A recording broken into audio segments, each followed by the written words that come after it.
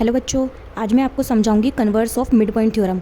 ठीक है, mid point theorem मैंने एक्सप्लेन करी थी, वीडियो आप देख लेना। अब कन्वर्स का मतलब होता है उल्टा, मतलब जैसा मिड पॉइंट थ्योरम में था अब उसका अपोजिट हमें प्रूव करके दिखाना होगा। पढ़ते हैं स्टेटमेंट क्या लिखी है। The line drawn through the mid point of one side of a triangle parallel to another side bisect the third side. आप पहले डायग्राम हम बनाते हैं, जब भी समझ में आएगा कि क्वेश्चन क्या है कह रहा है। हमने एक ट्राइंगल लिया क्योंकि ट्राइंगल की बात हो रखी है। लिखा है line drawn through the mid point of one side of triangle. Triangle की किसी एक साइड पे मिड पॉइंट है। पहले मैंने नाम दे दिया ए बी सी, यहाँ मैंने मिड पॉइंट मान लिया ई। अब इसके थ्रू जो लाइन ड्रॉन हो रही है, line drawn through the mid point of one side of triangle parallel to another side. अब ये अनदर साइड के पैरेलल है, तो देखो सीधी सीधी लाइन ही तो पैरेलल होती है, तो इट मीन्स ये वाली लाइन इसके पैरेलल होगी। बाइसेक्ट द थर्ड साइड, जो ये थर्ड साइड है ये वाली, मतलब ये पॉइंट हम एफ मान लेते हैं, इसको बाइसेक्ट करा है। इस लाइन के थ्रू, इस पॉइंट के थ्रू जो लाइन ड्रॉ हो रही थी उसने ट्रायंगल की तीसरी साइड को बाइसेक्ट करा है। मेनली हमें शो करना है F is the mid point of A C, मतलब हमें दिखाना है A F equals to C F. ठीक है, सो बिना कंस्ट्रक्शन के तो ये क्वेश्चन होगा नहीं। हम क्या करेंगे, कंस्ट्रक्शन में भी हम वही वर्क करेंगे, इसको आगे तक एक्सटेंड करेंगे। ठीक है, जो हमने अभी मिड पॉइंट थ्योरम में लिखी थी ना स्टेटमेंट कंस्ट्रक्शन वाली, सेम वही स्टेटमेंट हमें लिख देनी है। अब मैं आपको करके बताती हूँ कैसे करेंगे। सबसे पहले मैं गिवन लिखती हूँ।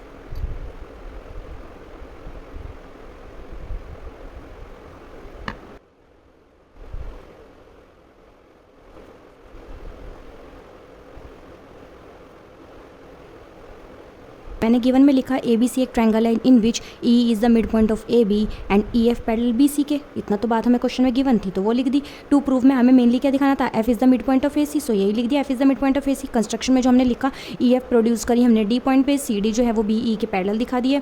हमने सी डी को ज्वाइन करा था, जब जाके सी डी जो है वो बी ई के पैरेलल हुई। पूरी लाइन ही फिर आपस में पैरेलल हो जाएंगी। ओके, प्रूफ में हमें क्या करना है, प्रूफ में हम दिखा रहे हैं कि बी ई पैरेलल है सी डी के।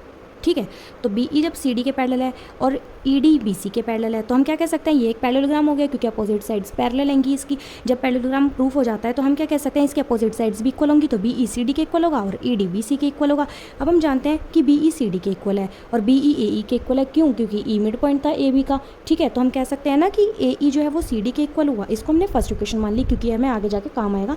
हमने अब दो ट्राइंगल्स कॉन्ग्रुएंट करने हैं क्योंकि हमें एफ को मिड पॉइंट दिखाना है। अब ये एफ मिड पॉइंट किसका है, ए सी का, तो इनसे रिलेटेड ही हम ट्राइंगल्स ले रहे हैं क्योंकि सी पी सी टी से फिर हम ए एफ को सी एफ के इक्वल दिखा सकते हैं। सो हमने ये दो ट्राइंगल्स लिए, हमने इसमें दिखाया सी डी ए ई के इक्वल फ्रॉम इक्वेशन फर्स्ट। हम कह सकते हैं angle A F equals to C F D, vertically opposite angles. दूसरी बात हम ये भी कह सकते हैं angle E A F equals to F C D, alternate interior angles, क्योंकि लाइन पैरेलल थी आपस में।